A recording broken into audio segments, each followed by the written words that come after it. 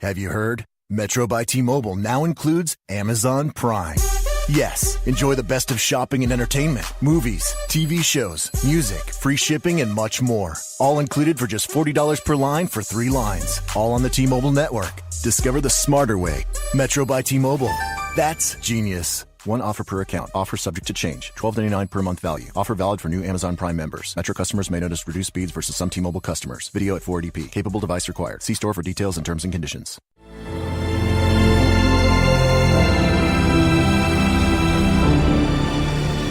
It's time to unravel the hidden mysteries of the universe.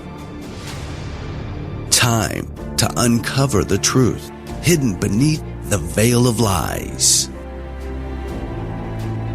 Time to transport your mind from the perverted matrix and connect with your higher consciousness into the world of the divine paradigm. The divine paradigm. And now your hosts of the Divine Paradigm, Dr. Sasha Lessin and Janet Kira Lessin. Aloha and welcome to Divine Paradigm on KCOR Radio at kcorradio.com. And I'm your host, Janet Kira Lessin, with my co-host, Dr. Sasha Alex Lessin. And today our very special guest is John Titor II. And John's been on a number of our shows over the years, and he's got a new book, and I don't have it, John Titor Chronicles. Continued. It's called Continued. Continued. Yes, I don't have the book in my hand. It's down with Sasha. And this is a very exciting sequel, the second book in a series, and we're going to talk about John's involvement in the secret space program. You have anything to say before we bring on John? Yes, I do. This is one of the most exciting opportunities we have, and we thank you so much, John, for being with us. John has been to a planet where Yahweh and Lila has retired in peace and love and created a planet of peace, and he's been given a mission to try to save the Earth. And I want you to listen up, because John has got some real hope for us and for this planet if we just listen to him. Okay, thank you, John. Welcome back. Well, thank you. It's more like the impossible mission. I get so discouraged. You know, the whole thing comes down to Gordon Cooper. Long before he died, he tried to address the United Nations about extraterrestrials. And he wrote a letter to one of the member countries of the UN, and that's as far as he could get. I mean, he was an astronaut, a lieutenant colonel in the Air Force. He laid it all out very carefully. And he, during his Air Force career, had seen spacecraft, not of this world, and extraterrestrials, and they were not going to let him talk. And I was basically asked to do the same thing. But I went a few steps further. I talked to our past President Barack Obama. I talked to Ban Ki-moon and Paul Ryan. I communicated with all of them, and they did not want to talk about it. And did you actually get through to any of them and talk to them in person, or was this a series of letters? Or we did certified letters, go ahead. And then I got as far as a White House representative, and I was very disappointed that they would not let me go forward, because any one of them, including Ban Ki-moon, who was president of the UN, could have put me in and allowed me time to speak. And no. The reality is we have agreements with 4 species of extraterrestrials, but there are over 86 known species of extraterrestrials. But The situation What is, kind of power do those 4 species have? Are they influential over the other species, or are they all independent? well, I would Is have there to a say federation? that those 4, I know for a fact that the tall whites and the grays and the reptilians have a lot of supervisory capacity on our own government, the United States. Okay. The Russians and the Iranians have gone to Obama and tried to get him to admit that he defers on a lot of his policies and decisions when he was in office to the tall whites. And the tall whites have a spaceport in the United States of considerable size. Where is that located? What state? Nevada, Creech Air Force Base. Uh-huh.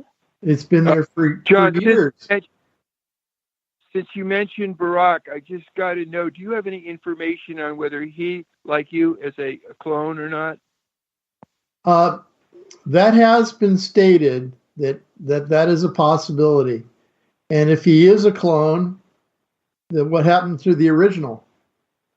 And I'm kind of thinking there was a point in time where something might have happened. But they wouldn't tell us. They wouldn't tell us. I'm pretty sure that a lot of the VIPs in our government have access to clone body parts if they need them. Yeah, he drastically back up a little bit. his appearance. So What's that? He say that again. Sash, you broke up.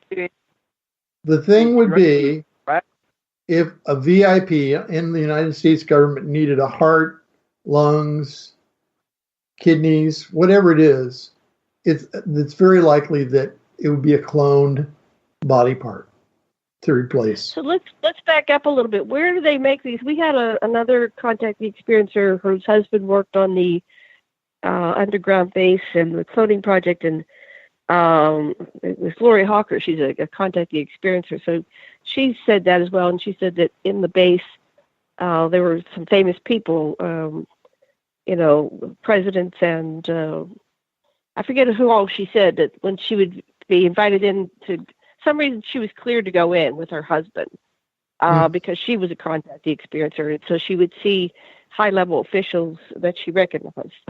So, and that was the agenda, to make these parts. Where do they do that in your information? Is that in Dulce? I know they can do it at Dulce Base. Uh-huh. That would be a no-brainer for them. But I'm sure there are other laboratories around the country that can do it now too. But I don't know of another place they're cloning whole human beings outside of Dulce. And I know they're continuing to do that. So you are a clone. So tell us a little bit more about your cloning process and what that entails. You're basically grown in the laboratory, and they bring you to a conscious state, and the next thing you know, you're going through an indoctrination and evaluation period, and they are trying to determine if the brain synapses is correct, that you have the experiences and the skills that they preloaded into your brain.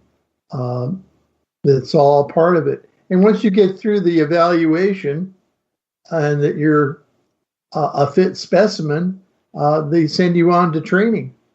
And that's what they did with me. I was part of a 4-man team, and they sent us on to ground school and flight training and small arms weaponry. And then we went on to other types of weaponry that are not classified anymore, but plasma weaponry. And John, how did you find out? What made you how did you discover you were a clone? And if you discovered it, did the others who were cloned also realize they had been given these memories?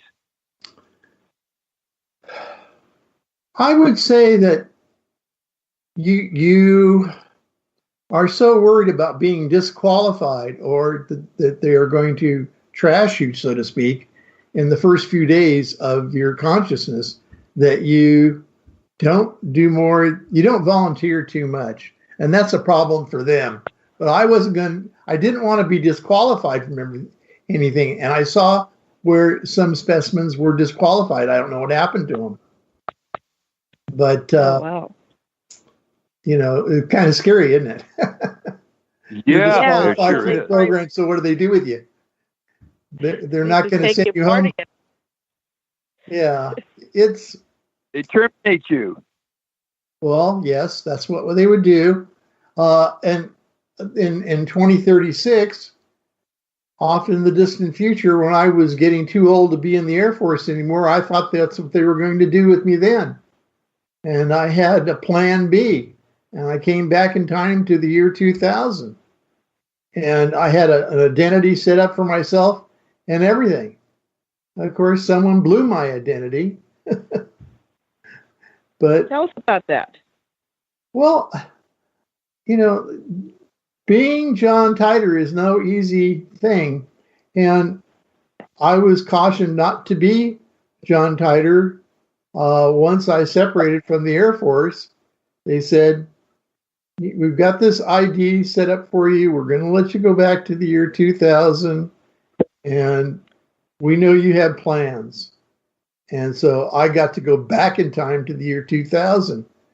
And lo and behold, I think that things kind of went fine for me in suburbia. I lived in a house with Marcia, and we've been man and wife now for over a decade. And things just kind of went along fine. And then I started hearing about John Titor on the radio, and I wondered where they were getting the information on John Titor, because it wasn't me. Right. And wasn't so you. I was very upset about it, and I listened to some of the initial phone conversations about John Titor. Says totally wrong. And so Marcia said, well, just go on Facebook. So that got me in trouble right there. I went on Facebook, and I had a little Facebook page, and that I plodded along with that for a couple of years, and I published white papers. And then all of a sudden, I think it's probably not quite 2 years ago now that I was approached by a couple people to write a book about time travel. And I did. And that didn't work out initially too well for me. But what I did ultimately was, after consulting with attorneys, I republished the work as authorized Chronicles of John Titor II. And then I have written another book, continued Chronicles of John Titor II. But that's the last book in that series. I'm not the next book that I write will be Answers in Stone, and it covers everything from the time that planet Earth was created to where we are pretty much right now. But I thought that would be my last book, and I don't plan to write anymore after that. I think I've said numerous times, that Stephen Hawking says that we have only about 100 years left on the planet. And I think that Stephen's optimistic. And I'm not pessimistic at all when I say that we have about 33 years left. And so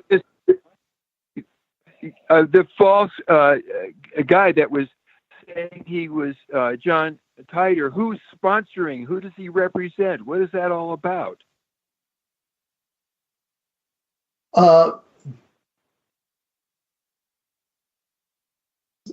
a sponsor in respect to? Making him did put you out find his out any? message. How did you find out anything more about? Okay, you talk, Sasha. Go ahead. Say it.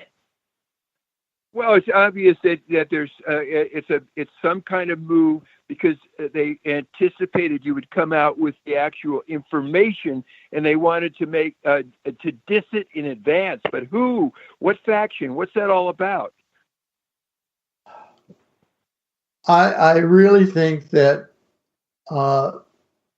they wanted to attack my credibility, and because of what I know, they wanted to eliminate that as a threat.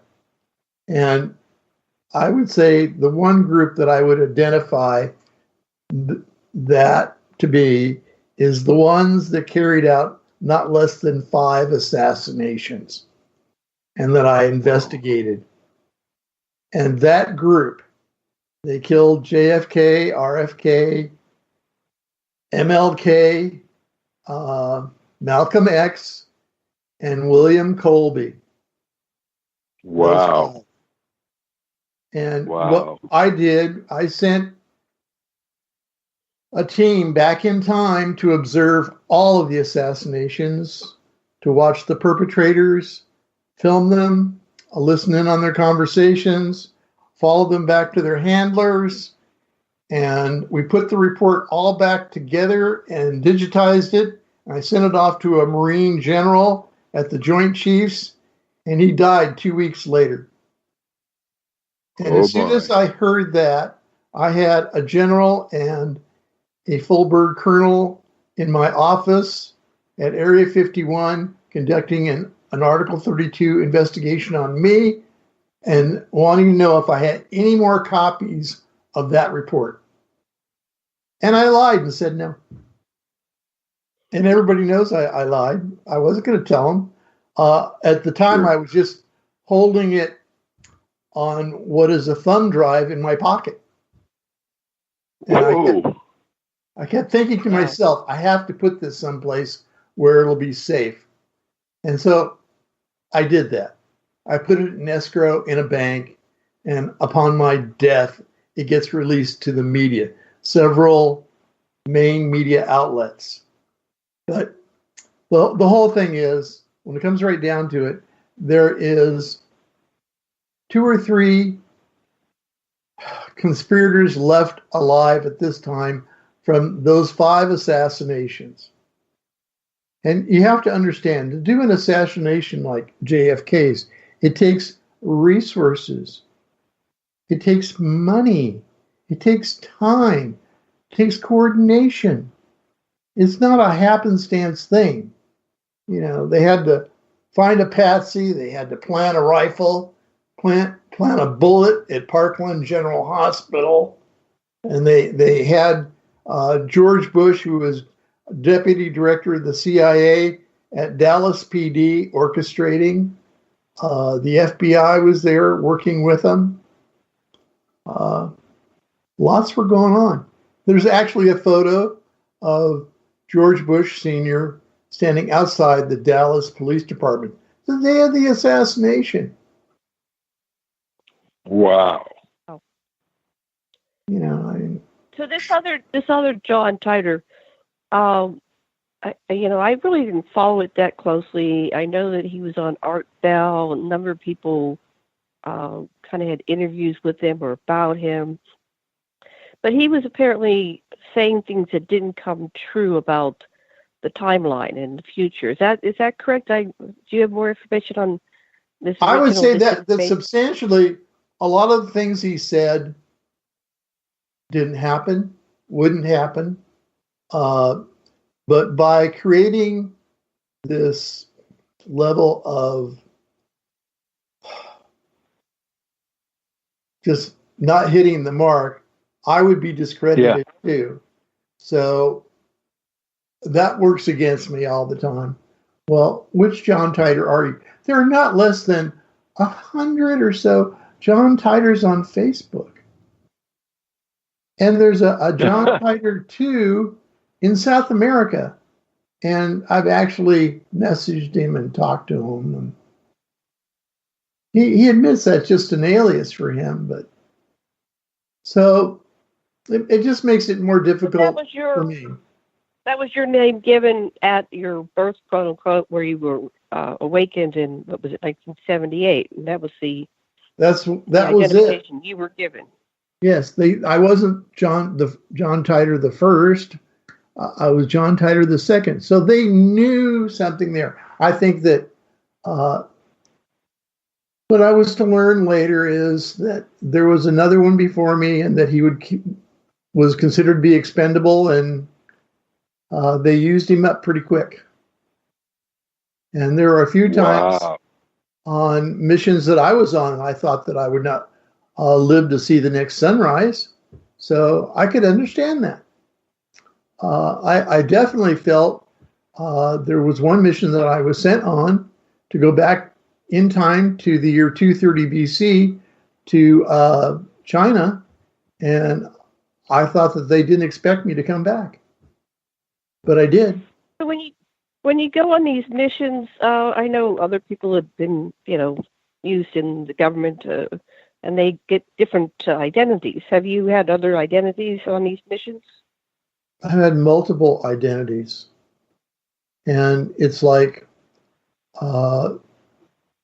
they give you an identity, and bingo, you remember everything. And so I think that I've used multiple identities when they used to give me, like all the necessary documentation, passports if I needed them. But at some point, towards the end of my career, I was flying a desk more than anything else, and I actually wrote the manual to do time travel missions and time travel reconnaissance, and I put that into the first book, which was titled Authorized Chronicles of John Titor II. I put that in there. I wanted people to understand how it was done. And then I tried to... Go ahead, I'm sorry. I tried to basically explain how time travel is done. And it's not that big a thing. It can occur naturally. If you look up Bruce Gernon on the internet, you can Google Bruce Gernon, and you'll see that he actually traveled in time naturally through what is called electronic fog, and he's just one of a group that have. Michio Kaku, probably the most eminent scientist on the payroll with the U.S. government, wrote a white paper probably 10 years ago from this date on how to build a stationary time machine. And darned if the U.S. government didn't go out and build it. And I've seen that one work, and I've used that. And then the other way to do time travel is if you have a spacecraft that is capable of more than the speed of light with a computer that can handle the calculations, you can travel in time. Extraterrestrials have been doing it for a long time. And the thing that you need to understand about extraterrestrials and their interface to this planet is that have no doubt that this is an engineered solar system. We live on an engineered planet with moon or satellite, and we are an engineered species. Oh, and we are at our commercial break. Yeah, we will be back in 5 or 6 minutes. This is Divine Paradigm. You are in the Divine Paradigm with Dr. Sasha Lessin and Janet Kira Lessin, exclusively on the KCOR Digital Radio Network. Some call it the height of human civilization. Share your thoughts by calling the KCOR Digital Radio Network hotline number at 702-425-9230. That's 702-425-9230. Worldwide colors use Skype name KCOR Radio. More positive potential revealed in the exploration of the paranormal after this. This is KCOR Las Vegas, home of the Digital Radio Network. Broadcasting from a shack just south of Area 51. Wait, that doesn't exist. This is the KCOR Digital Radio Network. Now for the news. It's time, once again, to unravel the mysteries of the universe by connecting the dots of the higher consciousness. You get to really sort of enjoy a bizarre ride. Become part of the show by calling the KCOR Digital Radio Network hotline number at 702-425-9230. That's 702-425-9230. Worldwide callers use Skype name KCOR Radio. Tweet your thoughts anytime by using hashtag KCOR. It's my favorite thing to do every day.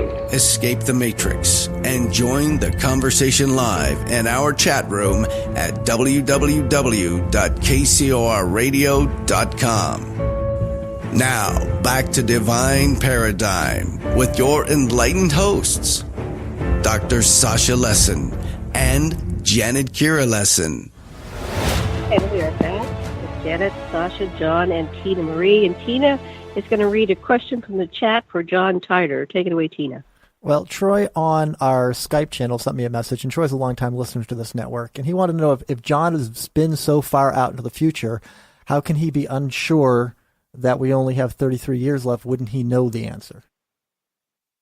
Oh, I absolutely do know the answer. And the answer is, by 2100, all life on this planet will be dead. And prior to that, in 2050, there will be more plastic in the ocean than fish. The Great Barrier Reef has died. Reefs all over the planet are dying. The fisheries are dying off. And all this is going to lead in famine in the third world countries that depend on these fisheries first. And then you have a rise in domestic violence, and then you have local governments being toppled, and then whole countries being toppled. You're going to see a lot of chaos, but it won't be pleasant for mankind. We're going to go out with a big whine. And while all this is happening, the rich 1% that can afford the ticket off the planet will get to go to one of two off-world colonies on planets very much like Earth. They are exoplanets, and they're capable of supporting life as we know it. But the ticket's a little pricey, and it won't be for everyone. Right. So tell us about how are we getting off-world? How long have we been off-world? Weren't you part of that mission to make those two colonies? Tell us a little bit more about that, and then I'm going to go on to the Anunnaki. Go ahead. All right. I actually did a survey of about a dozen planets, and then we found 2 or 3 that were very well suited for our species, and it would be like a clean slate. And what we could do, to some degree, we could do some seeding. We could bring some flora and fauna there. We could bring some animal species native to this planet there. And we started landing people on both planets. And in the very beginning, they're just dependent on freighter service from this planet. And what the rush for all these colonies always is to get to the point where they're self-sufficient and they don't need to depend on cargo from Earth. And both these off-world colonies, I understand, are at that point right now. And I was actually, exoplanets. Are they in the? Where are they? Are they in our solar system or another solar system? They're in the vicinity of this solar system, but not in this solar system. And I talk about their location and their designation in my book, Authorized Chronicles of John Titor II. I give all the specifics. Wow. But I was not allowed to continue as a pilot or commander of spacecraft after that. I went into training, and I built a cadre up of at least 150 personnel that could time travel, and I started sending people out on missions. And I would supervise the missions or set them up, but that would be it for me after that. Although there was one mission that after I was relieved of command of the 177th Time Travel Division, I did go back in time for one more mission. And that was pretty much my last mission. Are and you I still know a that, colonel, or have you been further promoted? Are you still a colonel, or are you higher than that now, John? I'm reserve status, full bird colonel. And it's, occasionally I end up going out to Edwards Air Force Base, or I go to Palmdale International and get on Janus Airlines and fly to Area 51. Or sometimes it's Area 52. Bet you didn't know there was an Area 52. And, nope. And I also go to Creech Air Force Base, which is... Where the tall whites are. Yes. Okay. So, what's your relationship with the tall whites at Creech? I believe that the tall whites are distantly related to the Anunnaki. Are they the same bloodline? Are they a result of the children that they left behind? The hybrids? I think they're a hybrid race.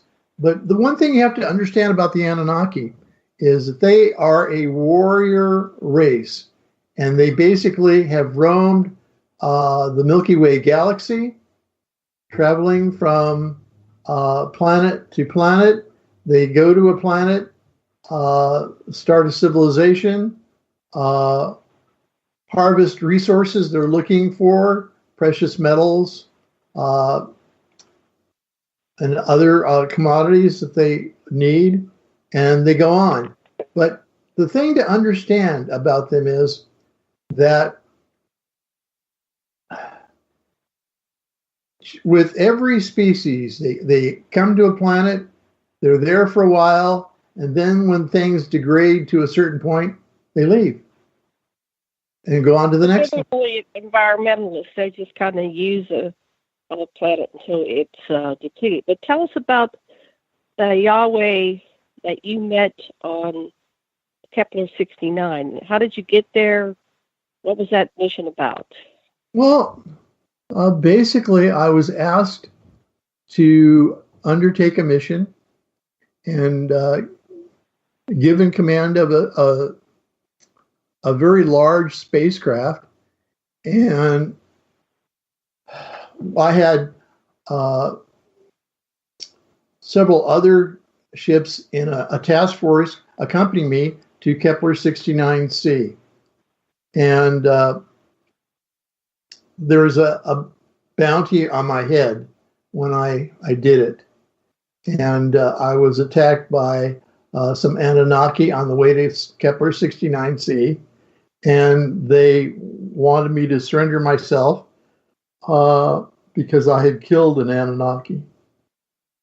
Mm-hmm. And I wanted to ask you about that, John. I know that in our previous thing you said that you had killed the son of Adapa, and that in this latest book, Adapa led the fleet that attacked your fleet, and it sounds like you annihilated everybody. Is it your idea? Do you think that Adapa died in that firefight? Yes, I did. Because we couldn't find any life signs in any of the debris, and we searched it for a while. I don't think he escaped. I'm pretty sure that he felt that I should perish for killing his son, and I wasn't going to have it go that way. And the gray aliens were accompanying me, and they had several spacecraft just waiting for an opportunity to open up on him. He didn't really have a chance. But now, was Adapa full Anunnaki, or was he the historical Adapa that was half Anunnaki? I think he was his father. Is it a different person or the same person? Same guy. And I want to impress upon you that there was a cuneiform tablet that was uncovered within the last 100 years. And they talked about the first kings. And some of these guys lived for tens of thousands of years in Mesopotamia. And I suspect they were nothing more than Anunnaki. And Anunnaki lived for a very long time. Right. But the other thing I discovered when I met Yahweh, Elohim, on Kepler 69c, which you'll grasp this right away when I say it. You have to understand what the Kardashev scale is. And the Anunnaki are a level 5 on the Kardashev scale. That means that pretty much anything they want to do, they can do.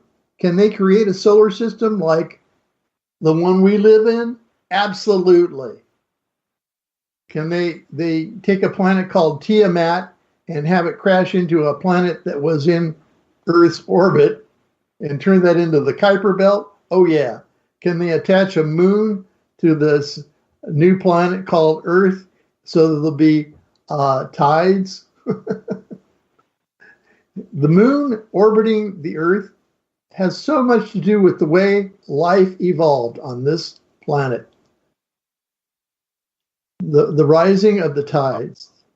It's all about that. So life evolved because of the moon in a particular way. And it was engineered to be that way. And the Anunnaki did that. But Yahweh Elohim, Anunnaki, the level 5 doesn't have anything to do with being peaceful, you're saying. You're just saying it's based on technology. I would say yes. But I would say the Anunnaki that I met on Kepler 69c were only interested in increasing their knowledge, reaching out to other species, and trade. And they were always looking for new things. Commerce would seem to be more interesting to them than war. And they do have a substantial fleet of spacecraft and army. Absolutely. Could decimate just about anything in this galaxy. But the thing was that when I got the opportunity to meet Yahweh Elohim, and I went with my friend Rock, who's a gray alien, and we got to sit down and talk to him at some length, he talked about the Kardashev scale and where they were at in it, and said, you have to understand the Kardashev scale is created by a Russian, but it's not totally his idea. But once you understand that, you understand how advanced they are. The environment was very well controlled. Nothing is wasted. They live on a very green planet, but they have industry. They have commerce. They have large populations. They don't have homeless. Everybody gets health care that needs it. The streets, the one thing impressed me about the streets in their cities, absolutely clean. No refuse anywhere. They just seem to have too much pride to not take care of where they lived. Yahweh Elohim. transportation. It's because our cities are designed around cars and streets that would accommodate. They have streets. They have things like drones flying everywhere. They have levitation instead of wheels. They use levitation. We somewhere along the lines, we didn't get that memo about levitation, but they have vehicles that use levitation and ride anywhere between 6 to 8 inches off the ground or more if they need. It's just, and they go very fast, but they seem to have no trouble stopping. Yeah. But they had, I would say, the skies weren't just filled with vehicles going everywhere. There was more like there were reserved areas for overflights of things. So you would look up and see like it would be compared to freeways in the sky, but there were clear spaces in between. And so I think that there were designated pathways in the skies where these vehicles could travel, just like our passenger aircraft have flight lanes, that they stick to pretty much when they go city to city. So I think that was part of what they do there. But the other thing was that go ahead. Let's do the other thing. Yahweh lives on an estate, and there are some guards there. You have to sign in to get past the front door. They didn't frisk me. I didn't go through any kind of metal detector. When I went there, I basically had a sit down with them on what would be a veranda-like structure adjacent to his house. And I sat there and I asked all the important questions. I asked him, one of the questions I asked him is why he had invited me to come there specifically. And that was one of the things that the Joint Chiefs told me, was that I had been asked for specifically. And I wanted to know why. And I thought that certainly there are many others that he would probably be more interested in talking to, maybe a president or, maybe Ban Ki-moon, somebody. And he said, no. And he said, we have a plan. And I said, all right, why not? And so I listened to him. And evidently, some of his DNA, I was the recipient of some of his DNA. And you said Lilith was also a part of your ancestry? Well, yes. And Lilith, Marcia received some of her DNA. Oh.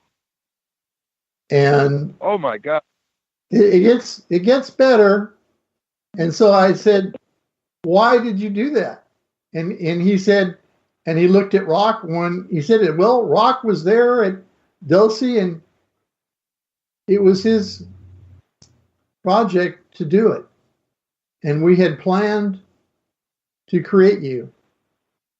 Now, none of this really struck home until recently. I mean, forget about the fact that I'm not allowed to talk to the United Nations. I will tell you, in the last 60 days, there have been not less than 2 attempts on my life. And the very first one, was designed to make it look like an accident. And I dodged the bullet, quite literally. The second one, my face and ribs were crushed, and I was left for dead. And lo and behold, I regained consciousness, sat up and checked myself and for broken bones. And if you can imagine this, my cheekbone was crushed. And the upper part of my palate on the right side of my face was pushed down into my mouth. And I'm bleeding profusely from the top of my head and over my right eye. And I was worried about the loss of blood. But what I did immediately was I took my thumb and I stuck it in my mouth and pushed my jaw back into place from inside my mouth. And I said, well, I got that done. And then I stood up. And from there, I managed to get myself to an emergency room. And the first thing that the doctor said to me, after I told him what I just told you, he says, I don't understand why you're still alive. Yeah. So it's been a difficult for me since that time. But as you can surmise, I talk all right. I'm not impaired. My ribs are healing still, and my face is healed outwardly anyway. Inwardly, I'm still in pain. I've managed to wean myself off hydrocodone. So I am not easily killed. And this goes back. And you have protection. You have some friends that are protecting you. I guess from that one thing when you were invaded and the people were transported before they could do anything terrible. So sometimes they're on the job and sometimes people get by them. Is that what happens? Yeah, what happened that you weren't protected when you were going faster? This is all in the book, everybody. You've got to read the book. Highly recommended. I will tell you, I trusted people that I was with when this happened, and they betrayed me. And they know I know. So I can't say more than that. I trusted someone to have my back, and it didn't happen. And I have since had discussions with the Anunnaki and with one person whose name is Alond. And Alond actually even visited me when I was in the hospital initially. And he said that he wasn't expecting that to go down the way it did, and that he was sorry. Alond is an Anunnaki officer in their space fleet. And are they going to keep a tighter watch over you from here on out, I hope? We've tightened up security so much as far as what I do and where I go. I was recently, as you know, supposed to go in October. Hold on. We are on our second break here. We'll be back in about 3 minutes. You're listening to Divine Paradigm.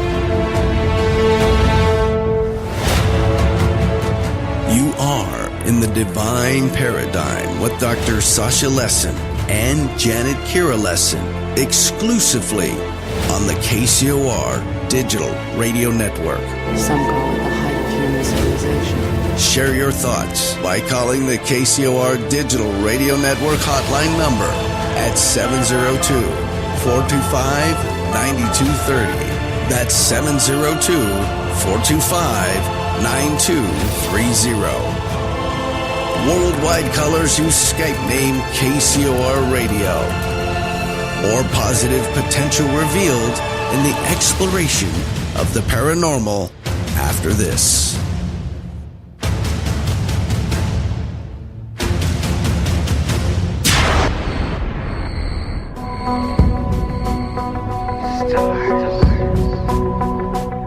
Woven throughout the universe are keys to a hidden message, awaiting a voice that can decipher their coded meaning, a cosmic connection to the cosmos, tune in to the KCOR Digital Radio Network at 12 p.m. Pacific, 3 p.m. Eastern for Cosmic Connection. Cosmic Connection. Cosmic Connection. Cosmic Connection with astrologers Caroline Lynch and Merlin Wizard. Your weekly astrology reading is but a phone call away. So call Cosmic Connection Sunday, 12 p.m. Pacific, 3 p.m. Eastern, and get your free reading today. Cosmic Connection with Caroline Lynch and Merlin Wizard, exclusively on the KCOR Digital Radio Network.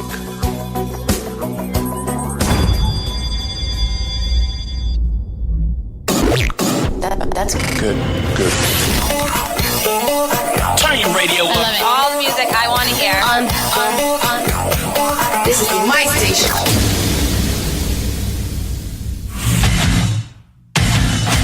Paranormal radio never sounded so good.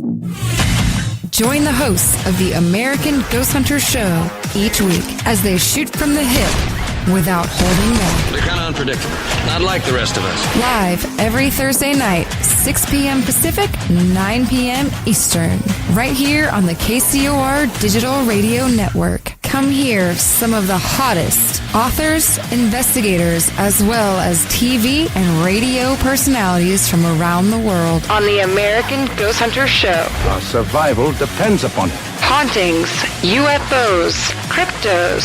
If it's branded paranormal, we'll be talking about it. The American Ghost Hunter Show. Live Thursday nights, 6 p.m. Pacific, 9 p.m. Eastern. Exclusively on the KCOR Digital Radio Network. The only question you have to ask yourself, are you ready for it? Yeah! All right! Bowl for Life is a non-profit organization founded in 2013 by Chuck Gardner with one simple goal: to grow the sport of bowling worldwide. Over the years, Bowl for Life has given out thousands of dollars in scholarships to youth bowlers around the world. Our focus is to nurture integrity, honesty, professionalism, as well as respect into bowlers both young and old. You can help us by going to bowlforlife.com. Even the smallest donation goes a long way to breaking down the barriers and helping us assist people of all ages to improve their skills as well as knowledge of the game. Bowl for Life is happy to be partnered with other great organizations like the Youth Education Services Fund, as well as the United States Bowling Congress, with many spectacular integrated events planned in the near future. To learn more, go to bowlforlife.com. That's bowlforlife.com.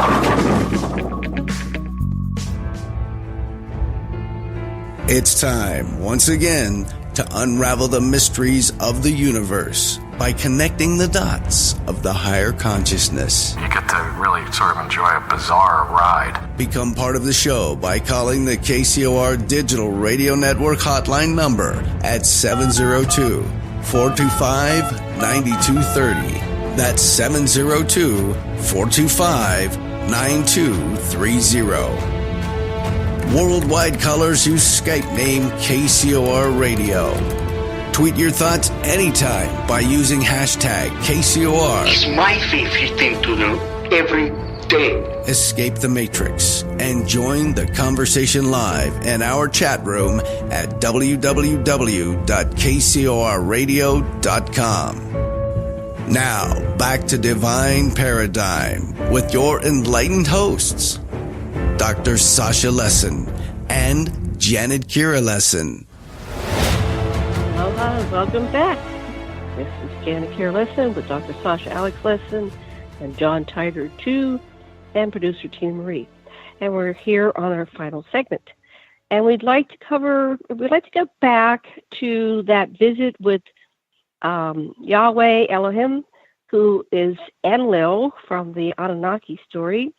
And I guess after the battle at Sodom and Gomorrah, when in 2150, when a lot of the Anunnaki left, he left and went to this planet, which is Kepler 69c. Is that true? Is that what happened? That Enlil left the Earth at that time and went to this planet? Basically, there was like a thermonuclear war all over the Earth and all over Mars. And neither planet were, from an environmental standpoint, tenable. And so they looked to go to another exoplanet and start over. And we have what happened that we got revived and we're, habitable again? Well, what you need to understand is that there are caves that were used all over the planet and that people went underground and survived. Examples of this in China, in the Grand Canyon, Cappadocia, I think in Turkey, all over the world. And some of these cave systems were large enough to support life for long terms underground.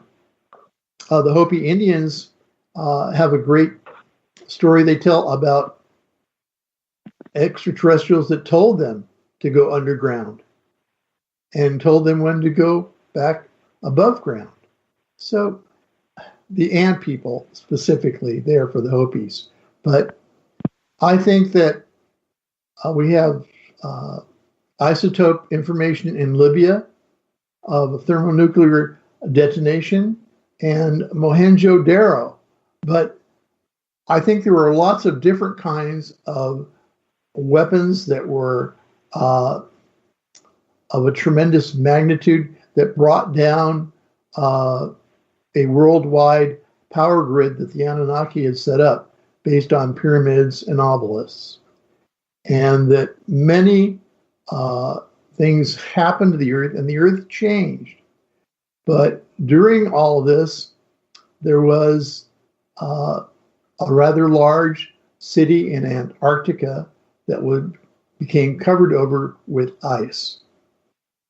And this may have been due to slippage of the Earth's crust. But we definitely know that there's a civilization that's under 3 to 11 miles of ice. But the Anunnaki on Kepler 69c, they are on the Kardashev scale, a level 5 civilization. And you can look up the Kardashev scale on Google, and it's important that you understand it. And recently, one of the astronauts that went to the moon said that he read my book, Continued Chronicles of John Titor II, and when he read that part, everything that he knew about extraterrestrials just clicked for him. Because now he understood what he had been dealing with. And they're not supreme beings, but they are superior to us in many, many ways. Long term for this planet, I have tried continuously to raise people's awareness of the environment and what is going on with the environment. And I think that Stephen Hawking tries to do the same thing. We're at a disparity in opinion on how much time we have left on the planet. And I'll tell you what it is. He says we have 100 years. I say we have 33. And part of it is this. Fukushima. Fukushima has been far more detrimental to the fisheries in the Pacific and all over the world, for that matter, and it's not really publicized. They've gone down to the depths of the oceans. Don't the Anunnaki have solutions for all this, and isn't there a way to convince them or get them to support us in?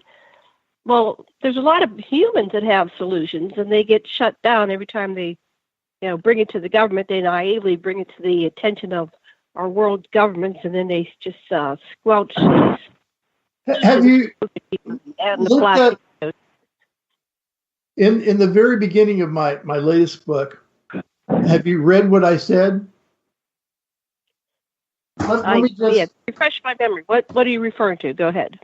In the very beginning of my book, Continued, Chronicles of John Titor 2, I say, mankind betrayed. The people, the environment, and the civilization on planet Earth have been betrayed. Betrayed by those elected to serve as the people's representatives in governments. The people's representatives serve only themselves. The thought of stewardship of the people, environment, and the civilization on the planet rarely enter into their outlook. Commerce and profits outweigh the bigger picture. And that's going to be our demise. So what about, since the Anunnaki have an alignment with humanity, they are our parents, we are directly descended from them. You have a relationship with Enlil, Yahweh, Elohim. I don't know where Enki is in all this, and he loves humanity and has intervened many times. And you are an ambassador not only from Enlil to the earth, to the United Nations, but the reversal. You're an ambassador to Enlil. Couldn't you implore, ask him, please step in and use your level 5 technology to do something about this? Because the regular humans have come up with solutions, but we're not being allowed. We would like intervention. And I basically had the same thoughts you just stated. And the magnitude of cleaning up this planet, it's horrendous. When you look at the air pollution problems in China alone and India, they have whole days in Beijing where they tell the population, don't bother to come to work. They have the highest incidence of lung disease and tuberculosis of any country on the planet.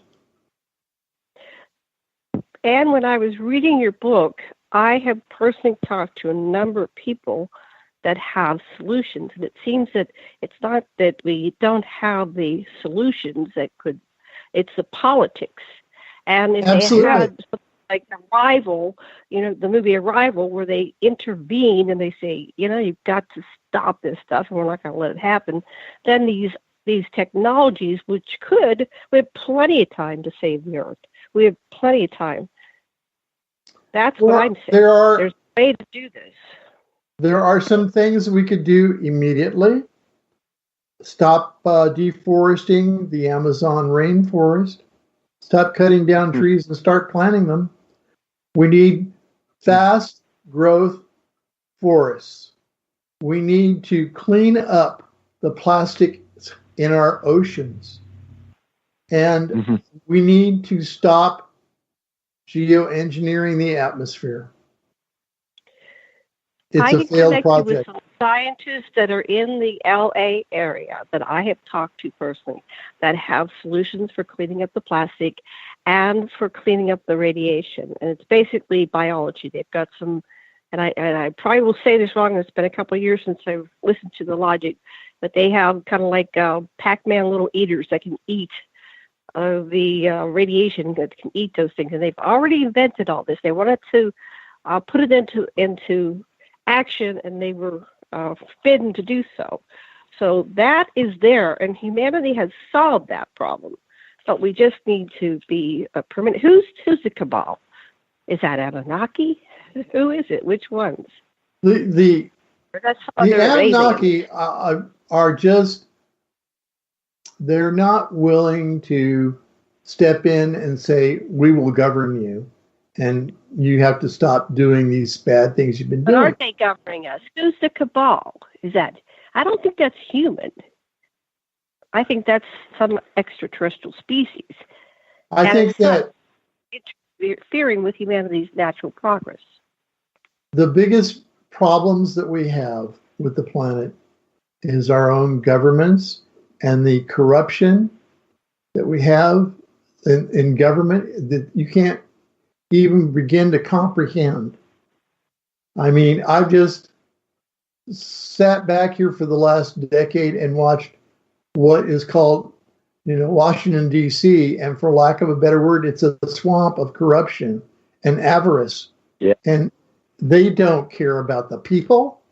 They care about Washington, D.C. They don't care about anything outside the Washington, D.C. beltway. If the rest of the planet is on meltdown, but Washington, D.C. is okay, they're happy. And that is going to be something that we should put on mankind's epitaph, because they don't care. They care more about the Republicans beating the Democrats and the Democrats beating the Republicans.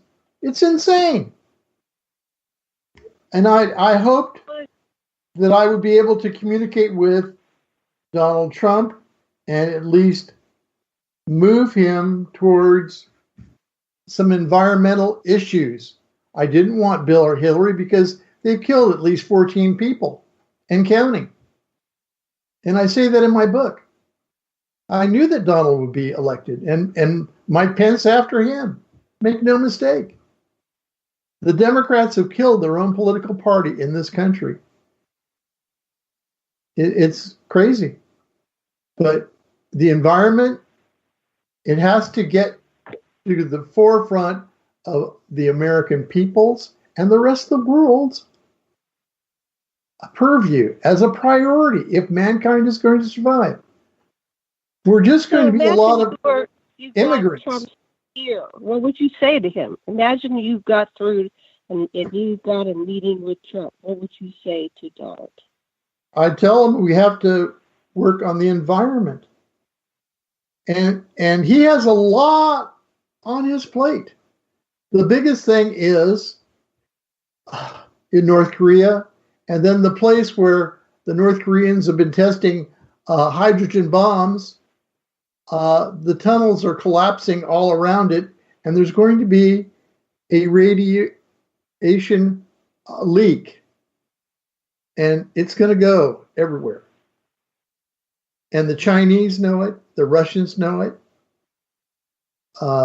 Kim Jong-un, if that little rocket man gets a chance to detonate a hydrogen bomb in the atmosphere, millions upon millions will die. So that's a bigger issue for Donald. Forget about the plastic in the ocean. If everyone just stopped throwing things in the ocean, that would be a help. If people just went down to the beach and started picking stuff off the beach. I think that I had in my book pictures of dead birds that had ingested plastic and starved to death. I had pictures of plastic that had washed up on islands in the Pacific that are uninhabited. In the Pacific and in the Atlantic Oceans, there are huge islands, several kilometers square and probably that more than 100 feet deep of these plastic refuse islands. And then there's all kinds of seabirds and dead fish and dead mammals mixed in. They smell terrible. There was a plan to go to these islands of plastic and start to use that and recycle rather than making new plastics. And they could clean up the oceans that way. The oceans have a system of naturally gathering these things together by currents, and so it be a slow process, or it depends on how many people they get involved in this project. But that's one way of just taking what we already have and restructuring it into other forms and stop and gather up that pollution. Continually happens. How can you get the political will to do it? It has to be private industry. It has to be profit. It has to be more profitable to go and just harvest what is rather than starting anew. Something like that. I'm not sure that, there's politics around everything, but it is a degree of getting people to become more conscious about And I think that people knowing somehow that, it's all going to be gone by, 2050 or 2033, like bringing that home, that is the most important point, that we're killing ourselves. And it's so maybe getting this made into a movie would, based on a true story, and somehow convincing everybody that your story's true. A lot of people just go, that's science fiction. But, there's a way of, bringing that home to people. So this is probably the most important book because you've seen the future and it's not good. And if you could somehow convince Donald or whoever's the president, all the world leaders, this isn't good. So maybe, media somehow, whoever's out there listening, let's get movie based. I've been beating on the doors, and so is Marcia. And we are not without financial means, and on a yearly basis, we make substantial contributions to the Nature Conservancy and World Wildlife Fund and some others. I write for Scientific American, and they publish my work. I'm doing what I know how to do, but the downside for me is I'm attacked with lies and slander. They don't attack what I say in the books, ever. They don't. I've never seen that happen. The only thing I have seen recently is one of my biggest supporters called me and he said, "Do you know on page 35 of the new book, that URL that you put there as a source, it stopped working."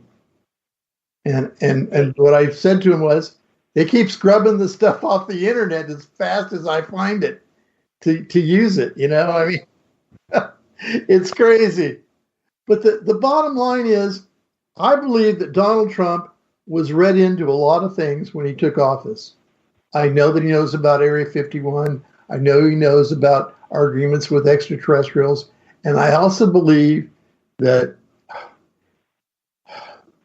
his cabinet level personnel have read him in on the environment and the science of the environment.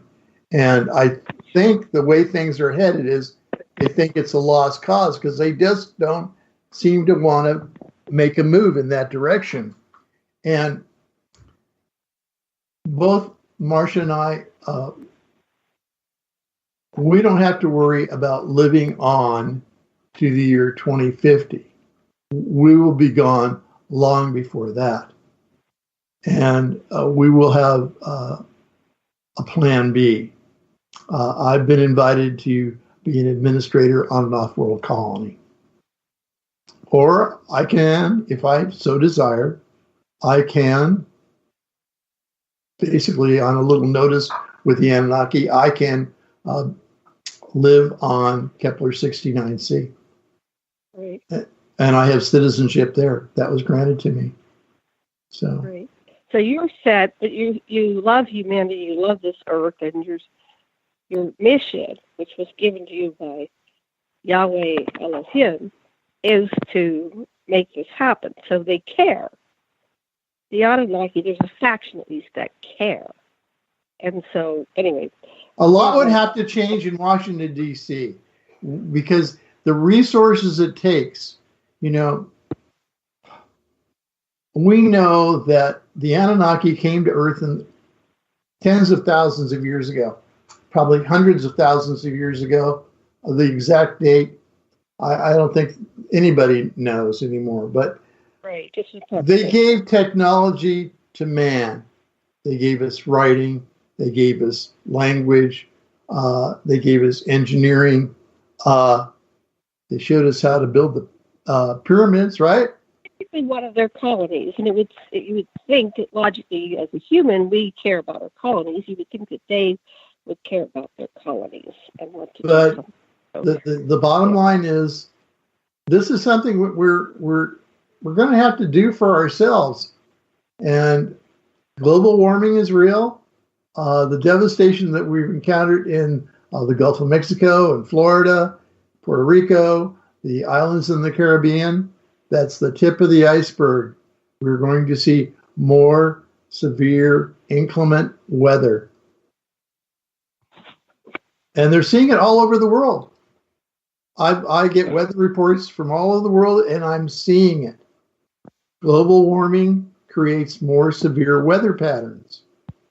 We're not even able to really put back together Puerto Rico. Okay, so we're coming up to the end of the show. John, what's the most important things for us to know, for you to tell your listeners? Read the book, Continued, Chronicles of John Titor 2. I think that it's a quick, easy read, and I meant it to be. I meant it to be a reference. You can easily look up my sources, and they bear out what I've been saying for some period of time. I'm